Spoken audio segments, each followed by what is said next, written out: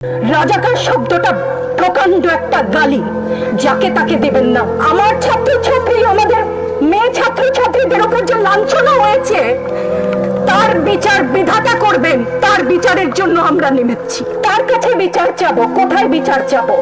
আমরা ঘৃণা জানাই। আমার কথা আমি বলতে পারবো না, আপনি তুলে নিয়ে যাবেন। প্রতিবাদ করতে পারবো না, ভিন্ন মত প্রকাশ করতে পারবো না, আপনি আমাদেরকে রাজাকার বলে গালি দিবেন। ছাত্র ছাত্রীদের উপর জুলুম বন্ধ না করলে পরিণতি ইতিহাস বলে দেয় কারো জন্য ভালো হয় না। এখন আমাদের সাথে আমাদের প্রিয় সহকর্মী চৌধুরী সাইমা ফেরদৌস, আমাদের ইনস্টিটিউট অফ বিজনেস অ্যাডমিনিস্ট্রেশন থেকে, উনি সংক্ষেপে তার অনুভূতিটি বলবেন। আসসালামু আলাইকুম সবাইকে।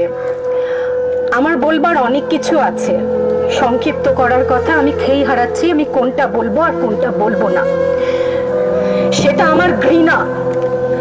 আজকে আমার কিছু প্রশ্ন আছে সবার কাছে, দেশবাসীর কাছে তো করবো না, যাদের কাছে করবার তারা বুঝে নিবেন। আমি ইতিহাসের শিক্ষক না, কিন্তু ইতিহাস জেনে বড় হয়েছি। আমার জন্ম ৭১-এর পরে, কিন্তু বই খাতা থেকে সরাসরি যুদ্ধে, ভাষা আন্দোলনে যারা অংশগ্রহণ করেছিলেন তাদের কাছ থেকে শোনা শিক্ষা থেকে জানি মুক্তিযুদ্ধের চেতনা কি, ভাষা আন্দোলনের চেতনা কি ছিল। মুখের ভাষা বাংলা বলতে পারি, সেই জন্য বোধহয় ভাষা আন্দোলনের শহীদরা শহীদ হননি। আমার কথা আমি বলতে পারবো না, আপনি তুলে নিয়ে যাবেন।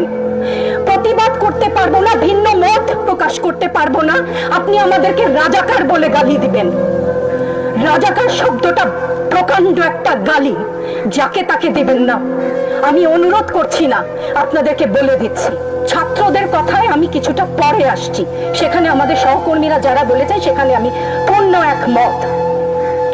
আমাকে একটু বলে দেবেন আপনারা, মুক্তিযুদ্ধের চেতনা কি ছিল দেশের হয়ে?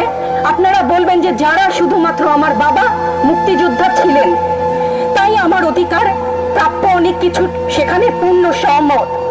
কিন্তু এর পরবর্তী কাল থেকে আজ পর্যন্ত যে সমস্ত মানুষ দেশের বিভিন্ন জায়গায় বিভিন্ন ক্ষেত্রে নিজের স্বার্থ বলিদান দিয়ে দেশের জন্য কাজ করে যাচ্ছে, সৎপথে উপার্জন করছে, টেবিলের তল থেকে 10 লাখ 5 লাখ টাকার কোটি টাকা তো বাদই দিলাম না, সেই সমস্ত লোক সম্বরণ করছেন, তাদের মুক্তিযোদ্ধার চেতনা কি কিছু অংশে কম? সেই প্রতিবাদ করলে আপনি আমাদেরকে বলবেন রাজাকার। রাজাকারের বাচ্চা, এটা প্রকাণ্ড গালি, যত্রতত্র দেবেন না। আর আমার ছাত্র ছাত্রীদের গায়ে গুলি কেন? আমি এখানে কেন দাঁড়িয়েছি, কেন আজকে কথা বলছি? কারণ আমি মানুষ, আমি শিক্ষিত একজন মানুষ, আপাদমস্তক ভাবে যাকে শিক্ষা বলেন। সেখানে আমি জানি মুক্তিযোদ্ধার চেতনা যদি কিছু আমার ভেতরে বিদ্যমান থাকে, আমি জানি অন্যায়ের প্রতিবাদ করতে হবে। বিচার চাই না বলেছেন, আমিও একমত। কার কাছে বিচার চাবো? কোথায় বিচার চাবো? আমরা ঘৃণা জানাই।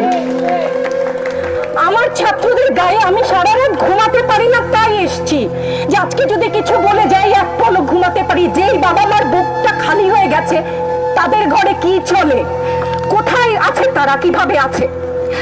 আমার ছাত্রছাত্রী, আমাদের মেয়ে ছাত্রছাত্রীদের উপর যে লাঞ্ছনা হয়েছে, তার বিচার বিধাতা করবেন। তার বিচারের জন্য আমরা নেমেছি। আপনারা আমাদের মুখ বন্ধ করতে পারবেন না। মুক্তিযুদ্ধের চেতনা থেকে জানি, আমরা জন্মেছি একবার, মরবো একবার। ভয় দেখাবেন না। ছাত্র ছাত্রীদের উপর জুলুম বন্ধ না করলে পরিণতি ইতিহাস বলে দেয় কারো জন্য ভালো হয় না।